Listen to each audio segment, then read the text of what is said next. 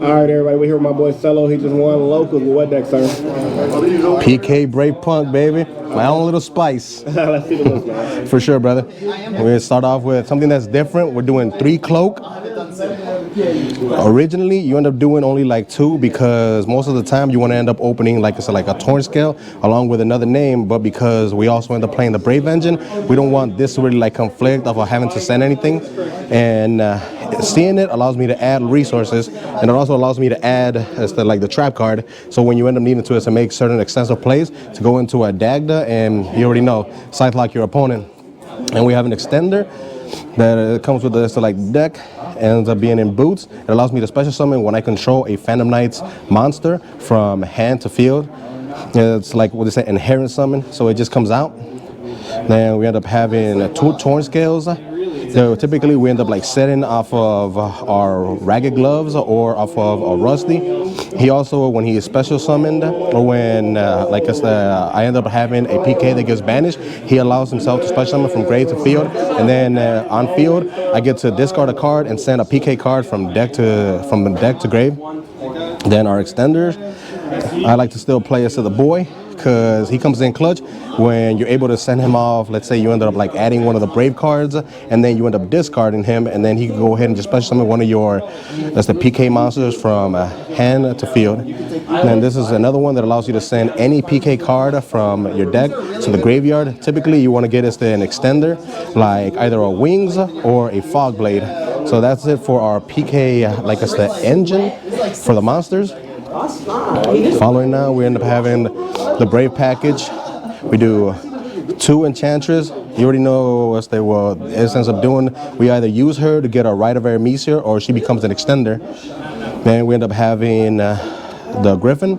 This, when you end up controlling no monster, or if you end up like controlling a Brave token, he allows himself to special summon from hand to field. Also, what most people end up like doing nowadays is like, if he is your only Omni Negate, you end up having the combo of Imperm and Nibbing. You can go ahead and wait for your opponent to activate effect, then chain the nib. They're gonna end up chaining like this, and you're gonna go ahead and get the Imperm, and then your opponent just loses the whole field. So that's it for the monsters for the Brave. Then my spice, the punks.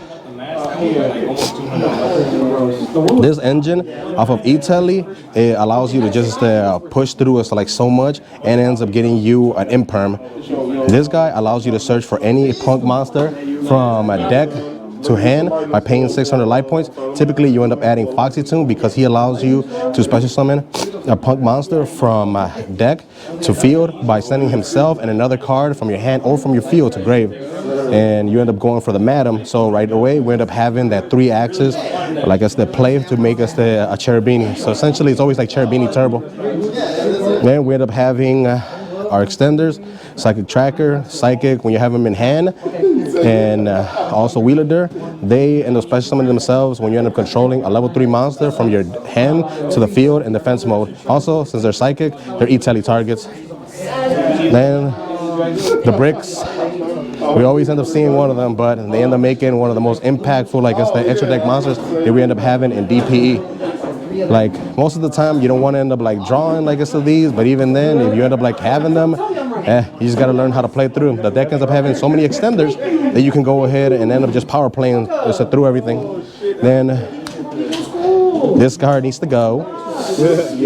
Oh yeah, because of Dagda I end up playing 1-1. And this card is like very impactful right now because of this, as well as because of the whole Brave engine. Because Enchantress, during the main phase, she can banish herself and add the right from grave or from deck. But if you end up having this and opening up, you end up like it's counter playing so much. But because of Dagda, you can like it's set either one of these from your deck to the field, and most of the time you can actually even get both of them, one on your turn and one on your opponent's turn, when you ended up chaining, because Dagda ends up saying when a card effect is activated on the field, so you can go ahead and end up getting your Lancia, DP, pop both of these, and they both can like it's a trigger off, and then special summon in your opponent's turn, so you end up getting a Lancia and a Scythe. So broken. Yeah. And of course right now we're playing some of the most impactful like hand traps. At first I wasn't doing the girl, but she back in the deck. Ash Blossom, because it ends up hitting so many of the rogue decks, and I definitely agree. That card broken. and it ends up, like I said, putting in so much work that sometimes you just like have to see it. We did it as to move one of our other board breakers to the side. See you, gentlemen. We're gonna do a double ogre because right now it's extremely impactful because of the whole Brave engine, as well as any other cards that end up like activating on field. Your boot sector launches, your as a Faithful Adventures, even like chaining Twister like the Griffin Rider, and of course Nibiru. Nib ends up putting the game state back in your favor when you end up like it's the counter chaining against certain like it's the boards that you need to just like play through, and when a lot of people end up extending, they don't end up having like it's the proper follow-up for like the Nib. So that's it for the monsters in the main. Then our spells. We're running one of the best cards that ended up coming off from 1 back to 3. No, this card is amazing. It's such an impactful extender, especially right now, since we're doing more of a psychic extender plays in the deck. We end up like just abusing and utilizing the P.U.N.K engine, and honestly, I ended up taking a lot of the other like the random like bricky cards that really didn't have as much synergy anymore, because with like the whole Brave engine, this ends up being like I said, more beneficial to a lot of the plays that end up doing. And then I ended up also cutting down from 3 as the rights to 2, because the Enchantress can add this from your graveyard to your hand, and then most of the time you end up like having more extenders. So like this, sometimes it's because it's such a hard once return, it really doesn't, like I said, do as much as you need it to, but it does come in clutch when you open it. Sometimes you want to go ahead and just bait certain things out with the Enchantress, and then this is a following up. This baits out like so many Ash Blossoms, because a lot of people end up thinking like, I'm gonna Ash this. You can't. It's the Faithful Adventure. But glad to know that you have the Ash. Glad to know that you have the Ash. And then one of the most broken cards, a double Foolish Burial. Jesus, this card, you know. The boy ended up saying it for the longest. It wasn't until DPE ended up really breaking the card. But the card has always been good. Yeah. To be able to Foolish Burial, like, would I play with a? Hell yeah! I can still search it. Do you see what this says? It says Fusion. That's true. You know what can search this? Over Scorpio. Well, no, Darling Tiny Cobra. Over Scorpio into the Cobra, and then I'm able to freaking search this thing by discarding a card, bro. There's still place to get to this card. This card is always going to be around to get banned. Hope not, man. Yeah, true. Well, we also ended up maining Triple Tack.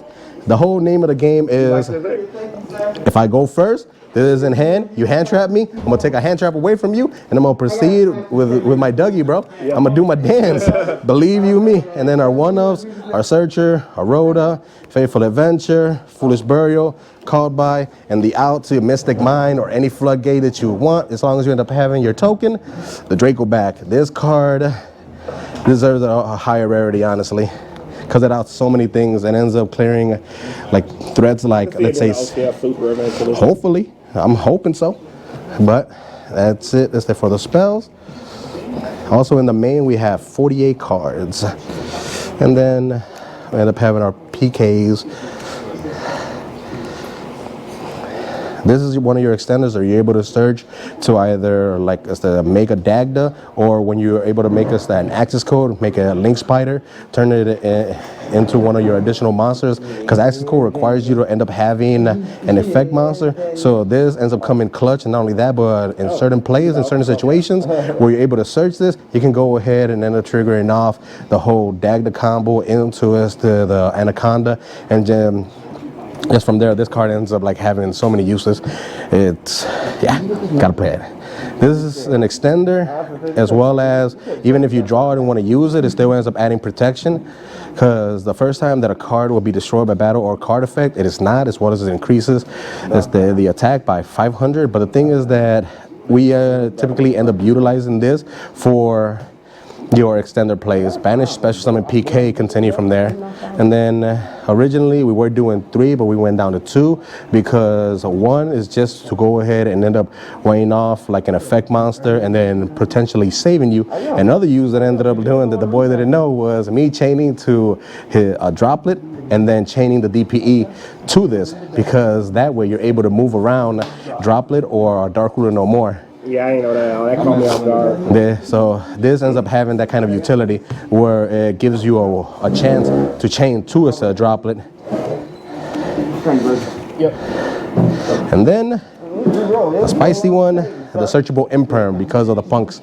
Madam Spider allows me to search for this, and me off of one card, just being able to constantly get as many extenders or any kind of interruption that I can ends up being beneficial when it comes to, like it's me being able to negate on top of that, because this doesn't need to be equipped to anything. It allows me to just negate it. If I have a punk monster on the field, I'm able to gain life points based on the monster that I end up negating their original attack.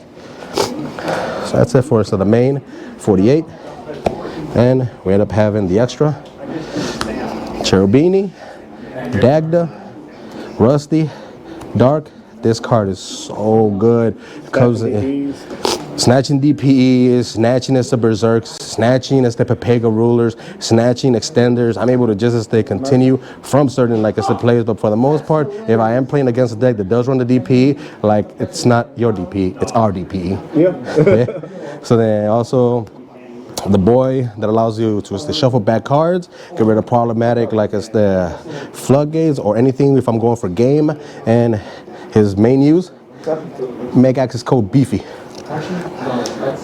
Tapalooza, we ended up like it's a cutting downward for this because this ended up coming in for the tournament and for other like reasons, and ended up coming in a little bit more useful than downward, because sometimes I ended up like wanting to have Zeus with additional material, but just that one sand plus whatever hand traps I might have is gonna end up like I said putting me back in the game. Plus this against like I said certain cards that or decks that require like monster effects, this thing ends up like just shutting it down.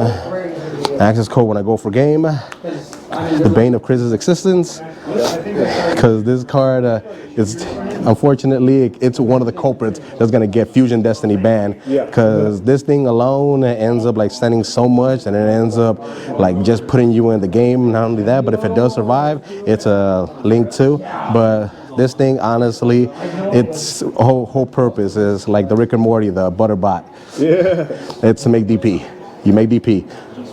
Then one card when we end up breaking in order to rectify, sending like I said some things like either our gloves or our cloak, the Almirage, this to go ahead and end up turning our tokens into effect monsters, so we can go ahead and end up extending and just pushing through, so we can end up getting to the access code.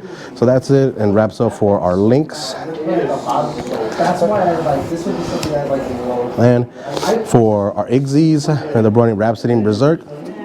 This, it comes in so clutch after you end up like getting a chance to Breaksword pop, Special Summon 2. Breaksword allows us to those monsters to become level 4, so then overlay into this, and then you continue on getting rid of the DPE, a Celestial, or anything engraved that can potentially like us to threaten your OTK potential. I forgot about that card. That card is pretty broken. Oh yeah.